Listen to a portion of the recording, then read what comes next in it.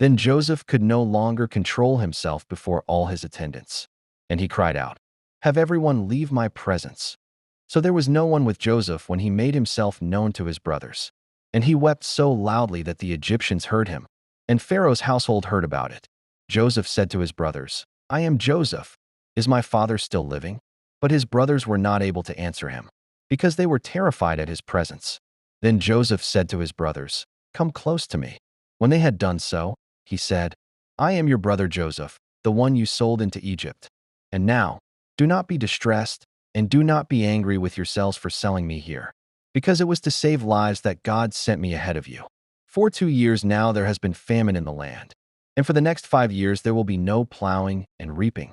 But God sent me ahead of you to preserve for you a remnant on earth and to save your lives by a great deliverance. So then, it was not you who sent me here, but God. He made me father to Pharaoh, lord of his entire household and ruler of all Egypt. Now hurry back to my father and say to him, 'This is what your son Joseph says. God has made me lord of all Egypt. Come down to me. Don't delay. You shall live in the region of Goshen and be near me, you, your children and grandchildren, your flocks and herds, and all you have. I will provide for you there, because 5 years of famine are still to come.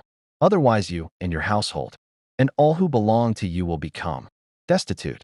You can see for yourselves, and so can my brother Benjamin, that it is really I who am speaking to you.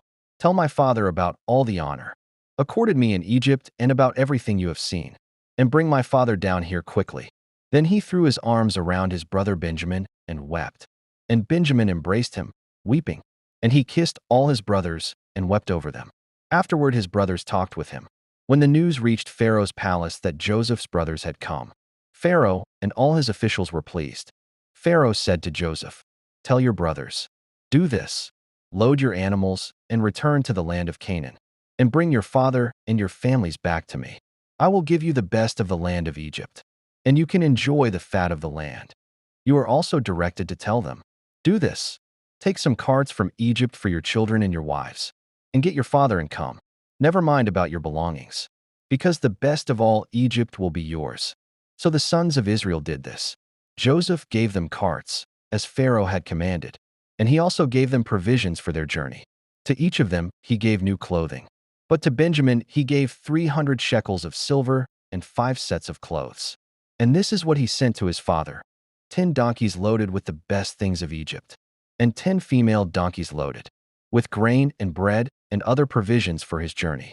Then he sent his brothers away, and as they were leaving he said to them, "Don't quarrel on the way." So they went up out of Egypt and came to their father Jacob in the land of Canaan. They told him, "Joseph is still alive.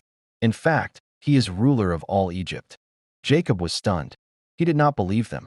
But when they told him everything Joseph had said to them, and when he saw the carts Joseph had sent to carry him back, the spirit of their father Jacob revived.